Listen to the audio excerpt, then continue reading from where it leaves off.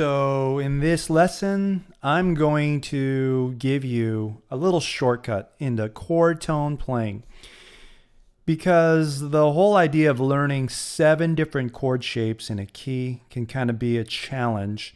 So the goal of this is to get you playing using chord tones as quick as possible. And we're going to use a musical theory term and a principle to apply this. So let me show you here. Pick a color here. Do this one. So there are 7 chords. 1, 2, 3, 4, 5, 6, 7 in the chord progression theory. And the chords number 1, I'll just put this big M, major, chord number 4, major, chord number 5, major, even though it's a dominant chord if you're using 4 notes, but with only 3, it's going to be a major. These 3 are major chords. Now, these 3 chords too is a minor, minor, 6s are minor. And the 7 here, it's kind of an odd ball here. This is what we call a diminished. And especially for modern style of songs, this chord like hardly ever shows up.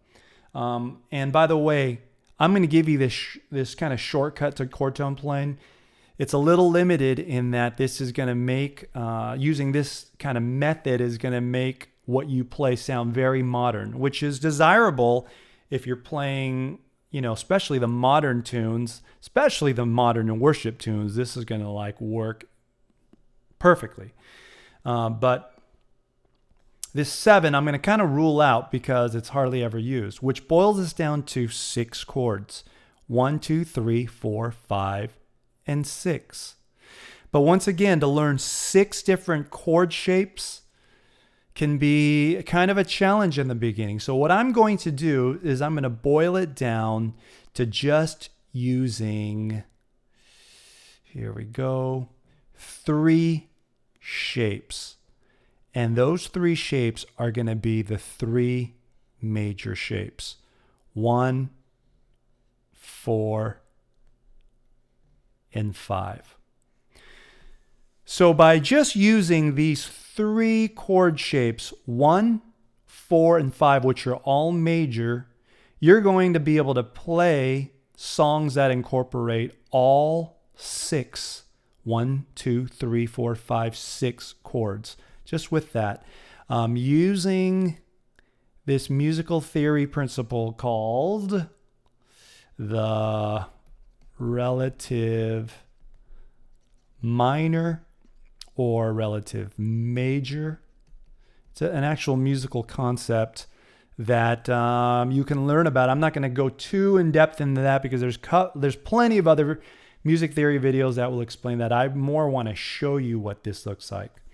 So let's get on the fretboard. Let's get it as quickly as possible. And I'm going to take you just to the key of A using, this is really important. We're going to be using the G form chords. Okay. You can look on the other chord tone videos to find out what this means. But we're going to be playing in the key of A, which takes us to right here. That's an A. So all these notes are going to be built around in this general vicinity. Oh, actually over here. All right, so here we go. The 1 chord would look like this.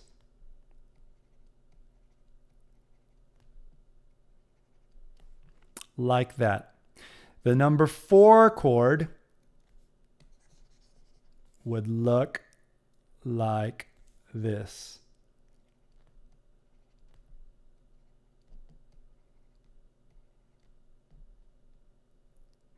And then the number 5 chord would look like this.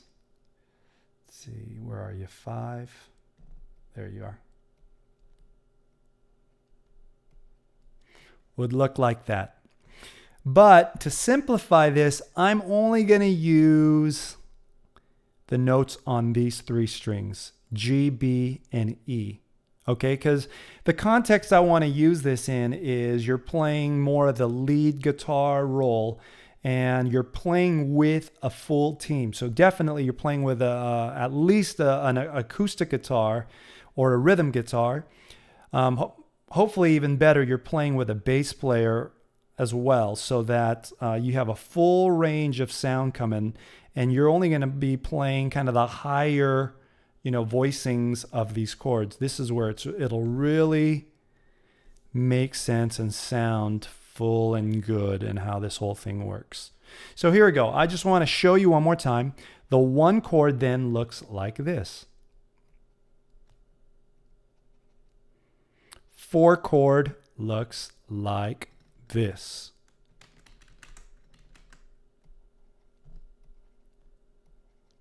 And 5 chord looks like this.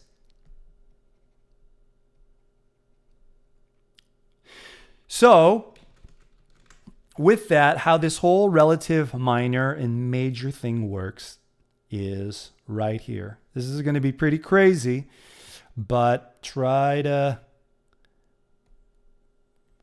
focus on this. So the relative major and minor, for every major chord, there is a related minor chord that goes with it. Okay, so here's the 4 chord. For the 4 chord, there is a related minor chord that basically is a part of the 4 major chord. Same thing with the 5 major chord. There is a related minor chord. And that is why there's 3 major chords and there are 3 minor chords. Now I want to show you this relationship. So the first relationship is between, let me get another color. Here we go, another color. Okay, so the 1 is related to the 6. 1 major is related to the 6 minor. 1 is related to the 6 minor. The 4 major, which is major, is related to the 2 minor. 4 is related to the 2, which is minor. And then 5 is related to the 3 minor. 5 is related to, let me put an arrow, to the 3 minor. Now it works even better visually if I were to draw this 1 over here, because remember, 1 would actually be after this 7, which is major. Now the way it works is this. You can see this relationship if I use the 1 here. The major 1 is related to the chord that is just 2 steps lower. See, 1, 2 steps lower is 6. 4, 2 steps lower, skips 3 and goes to 2. 5 skips 4 and goes to 3. That's how it works. Okay, so this is what you would do. I'm going to move this down. Whoop, there we go. So let's say you get a chord progression like this. You get a chord progression 1, 6, 4, 5. For you, you're just going to use the chord tones or the chord shapes. Remember, they're the same things. The chord tones are the notes that make up the chords. So for you, what you're going to play is 1, 1, because you remember 6 is this relative minor of the 1. 4, 5.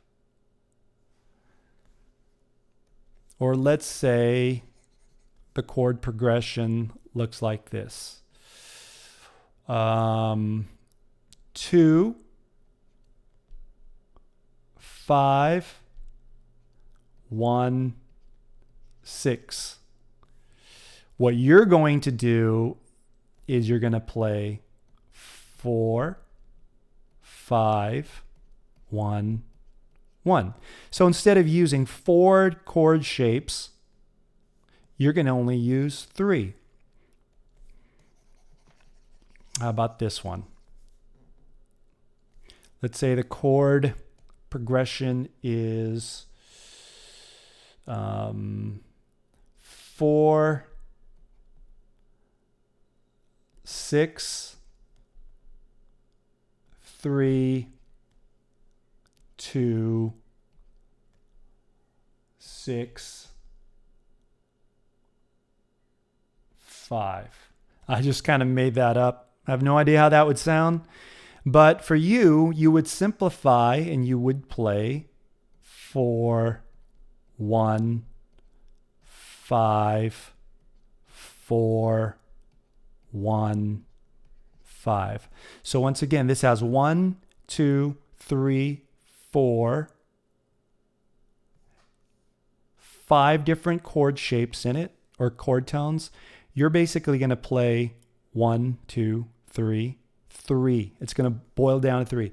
So most modern songs can be played with just 3 chord shapes.